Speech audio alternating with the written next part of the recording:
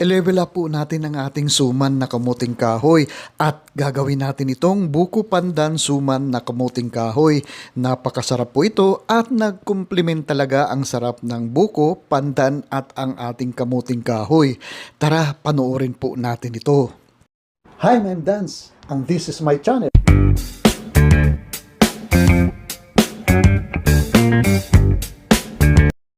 Ito po ay 1.2 kilograms na kamuting kahoy. Hugasan muna natin ito at pagkatapos po ay babalatan natin ito bago po natin i-cut into small chunks para mas madali po ang ating paggiling sa ating kamuting kahoy dito.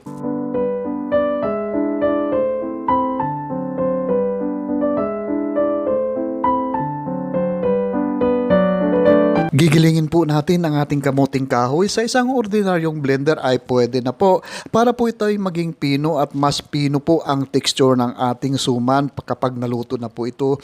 Pwede rin naman po iadya rin natin ang ating kamuting kahoy kung wala po tayong blender.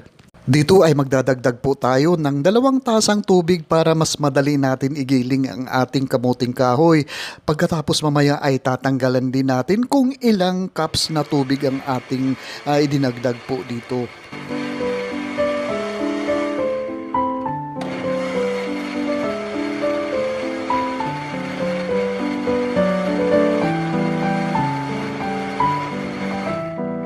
Dito ay hinati ko sa 2 beses ang ating pagiling dahil hindi po magkakasya lahat ang ating kamuting kahoy sa isang pagiling lang po.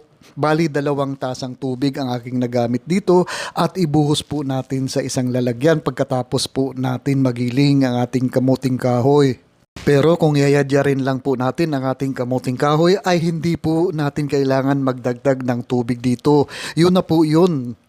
At dito kapag giniling natin ay pipigain po natin ng bahagya ang ating giniling na kamuting kahoy kasi magtatanggal po tayo dito ng 2 cups na liquid dito sa ating giniling na kamuting kahoy.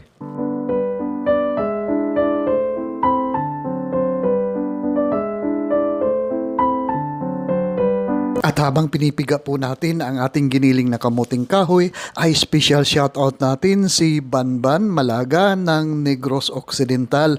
Maraming salamat po sa patuloy niyong pagsubaybay at pagtangkilik sa aking mga video recipe dito.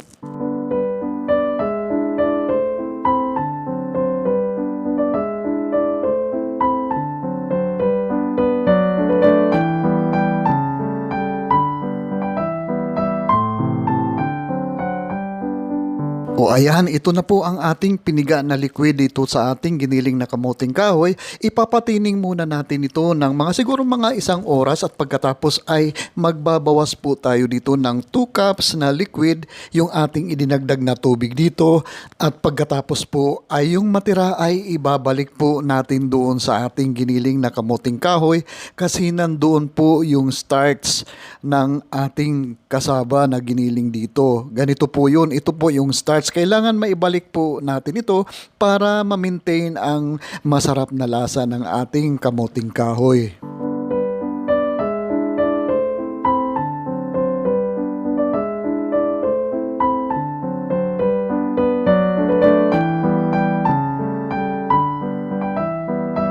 Haluin muna natin ng maigi para mag-blend again together ang ating kasaba na giniling at saka ating kasaba starch dito at magdadagdag tayo ng 3/4 cup na sugar, 1/4 teaspoon na fine salt, 1 teaspoon na pandan water at saka kulay green na food coloring. Magdagdag din po tayo dito ng 1/3 cup na powdered milk at imikos-mikos lang po natin sandali hanggang sa mag-will combine po ang ating mga ingredients po dito.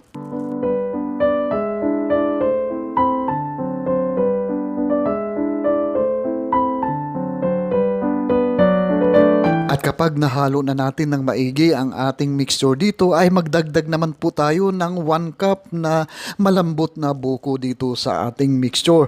Haluin uli natin ito ng maigi hanggang sa mag-well combine po ang ating buko at ang ating kasaba mixture dito.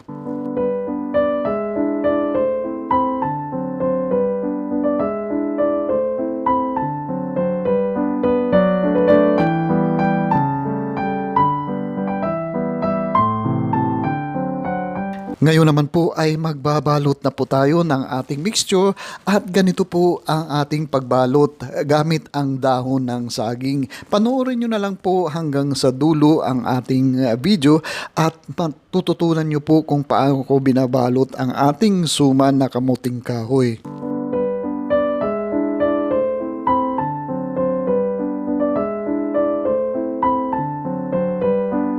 At kung ngayon lang po kayo napadaan dito sa Dan's Food Park, mangyari po lamang na paki-subscribe po ang aking channel. Paki-click lang po ang subscribe button sa baba at pati na rin ang notification bell para palagi po tayong updated sa mga susunod kong video uploads.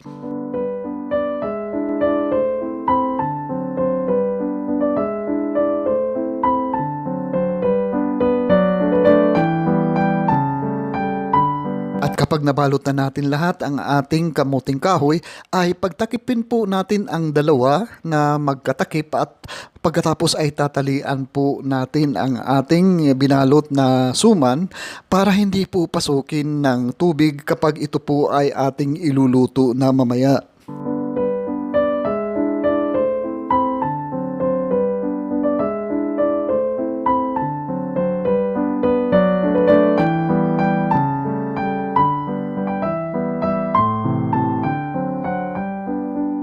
I-arrange naman po natin sa isang steamer ang ating binalot na mixture, kasama mixture, at pagkatapos po ay steam lang po natin ito ng mga 40 minutes po para siguradong luto na po ang ating napakasarap na buko pandan suman na kamuting kahoy.